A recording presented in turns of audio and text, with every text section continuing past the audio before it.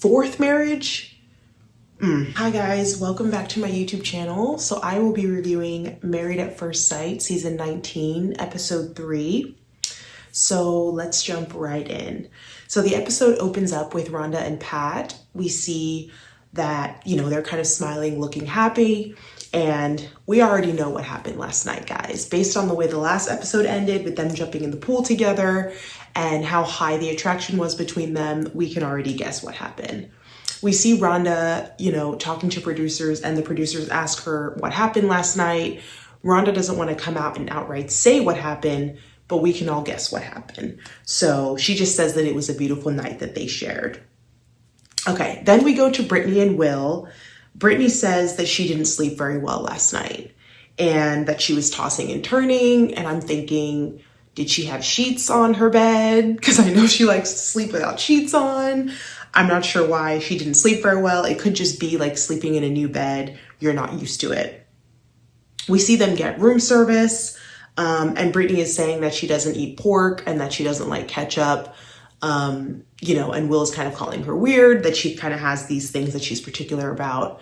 I also don't eat pork, but I don't really understand the ketchup part. I love ketchup, so can't relate to that. All right, we then go to Megan and Derek, and it seems like nothing happened between them last night.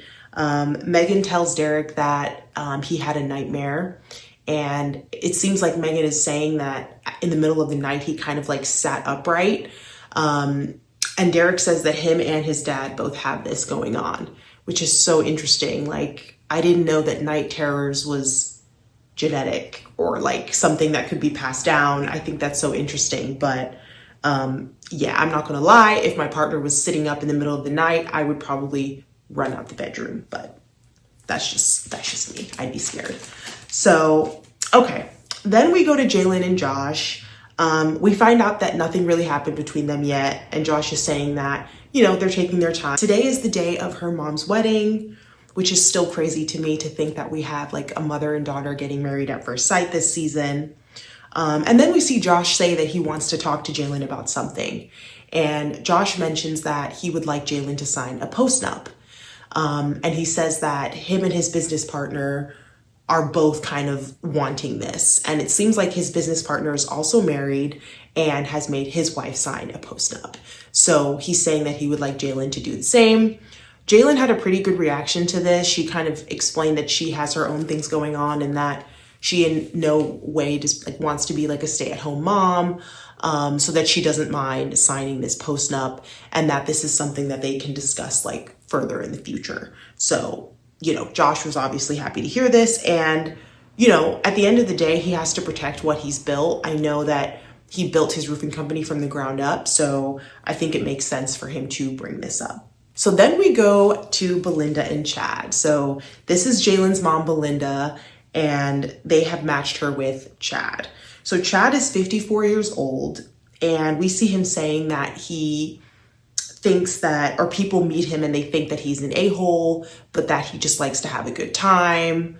And I'm like, okay, that's interesting. I don't know how you can mistake somebody having a good time for being an a-hole, but, he's somewhat saying that he's misunderstood. So, people confuse things where he says that he's just trying to have fun, but people kind of maybe take things too seriously. Belinda is 47 years old, and we obviously met her in the episode with Jalen's wedding because this is Jalen's mom. I think she looks great for her age. I think she's aged very well. And we see that she has 3 kids, and she had these kids at a very young age at only 19 years old. So basically, she's been married up until she was 19, and then she's been divorced for about 7 years now. But she started raising children pretty young.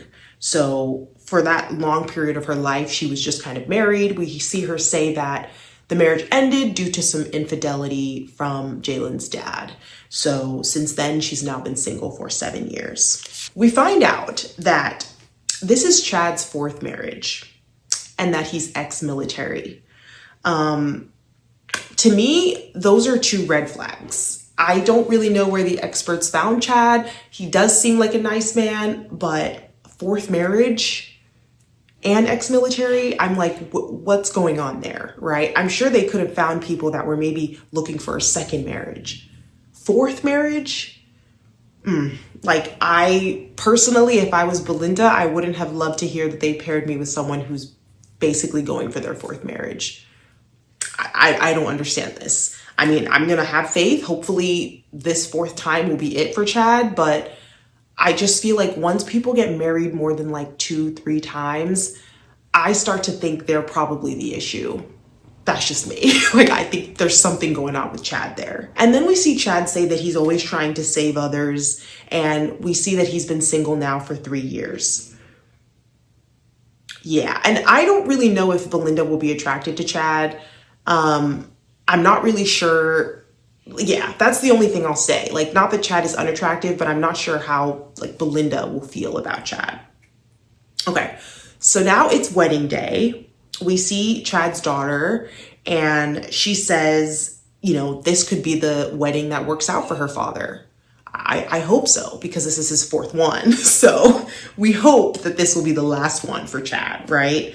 And then his daughter asks like a very insightful question. And she basically asks her dad, you know, how he's changed or like what he's learned from his last marriage. And he doesn't even answer the question. He responds by saying something along the lines of that she's, you know, finished law school and that she's now like set up, but didn't say anything about what he's learned. I did find that odd and a little bit concerning, considering this is his fourth marriage, right? Like, is there nothing that you've picked up on that you could work on about yourself from the previous ones? I don't know if he just didn't want to talk about it on camera, but I really hope that there's been a little bit of introspection, you know, like Chad has kind of looked within, because there's definitely things he could work on, considering he's had so many failed marriages at this point. So another red flag, in my opinion, that he couldn't reflect and say something that he could, you know, taken away from these other failed marriages. But okay.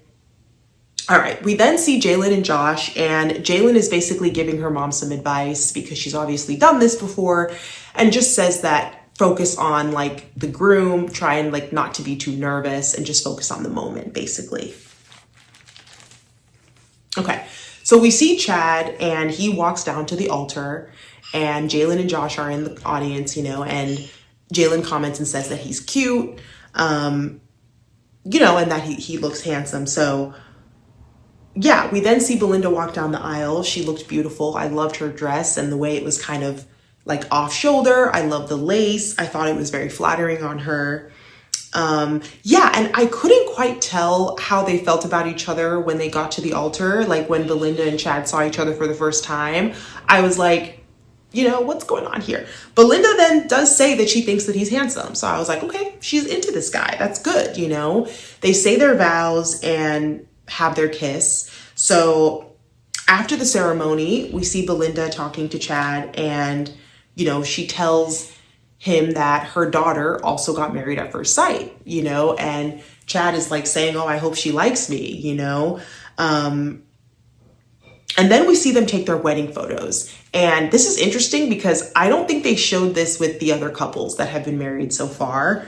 So they're showing this process, and we see Belinda asking Jalen if she thinks that Chad is really into her. And I know she's asking this because it's like she can't quite read Chad. And I feel the same way. Like, I couldn't tell if he was really into like Belinda. Like, I'm still not sure. I'm like, how does he feel about her? It's kind of up in the air. And clearly Belinda's feeling this too, right? She's getting a little insecure. Like, okay, does he even like me? Okay, so they basically have their first dance and they end up kissing. Chad asks Belinda where she would like to go on her first date. And I think that she mentions a certain restaurant and mentions like Italian. She basically tells Chad that because she started raising kids so young, that took up like a good amount of her life. And there are a lot of things that she wished she could have done that she just hasn't experienced yet, which makes sense because she got, you know, pregnant at 19. So I'm sure Belinda's probably really excited to kind of get to experience these things with Chad. Chad meets Jalen for the first time, and it seems like that goes well. Jalen asks why his marriage ended, like in the past. And, you know, Chad kind of jokes and says which one, and says something about how he's been like a repeat offender. And this is another thing I noticed about Chad. He cracks a lot of jokes, right? And like in moments where I feel like you should be a little more serious. I feel like he could have definitely told Jalen, like, here's what I've learned. This is what I want to take into this new marriage, right? But instead, he kind of like cracked a joke and made light of it. Once again, making me wonder if he has done any introspective work into why his previous marriages ended, what factor he played in these things. I still haven't seen that from Chad. Considering this is his fourth marriage, I am worried, guys. I'm concerned, okay, that he still can't voice anything out in terms of that. So then we see Belinda and Chad go back to the room. They're kind of getting closer, unwinding from the ceremony and everything. Okay, so then we go to Jalen and Josh, and we found out that they finally went to Pound Town last night. They're both looking very happy. Yeah, and this couple to me, like, seems very loved up. Like, I'm very excited about Jalen and Josh. So we see that the couples are all getting ready for their honeymoons. They're talking about who's going to join like the Mile High Club, and they're like joking. And then we see like it's basically the first morning of the honeymoon, and the first couple we see is Brittany and Will. The first thing I noticed is that the vibes just felt off. I was like, what happened here, right? You could just feel that there was tension. Brittany basically says, you know, you see her talking to the camera, and she's saying that they slept together, but didn't take the necessary precautions that should have been taken. Most likely meaning they didn't use protection, right? So Brittany says that she didn't like that Will said maybe they shouldn't do it again, because Will obviously noticed that after this had happened, Brittany was kind of stressed out, right? And I'm assuming Brittany was worried because of like potential pregnancy, like, you know, they just met each other. They're probably not ready for that, right? And Brittany is like, you can tell she's like not happy. She says that things felt weird after what had happened. And she was wondering if this was something that like, you know, Will was kind of regretting in a way. So I'm a little confused, because I understand Will saying maybe we shouldn't do this again if Will realized that them not using protection was something that really was worrying to Brittany, right? And I don't really know what went down between them, but if it was Will's idea to not use protection, I can completely understand why he would say, let's not do it again, right? Because he's probably feeling guilty that now Brittany is worried.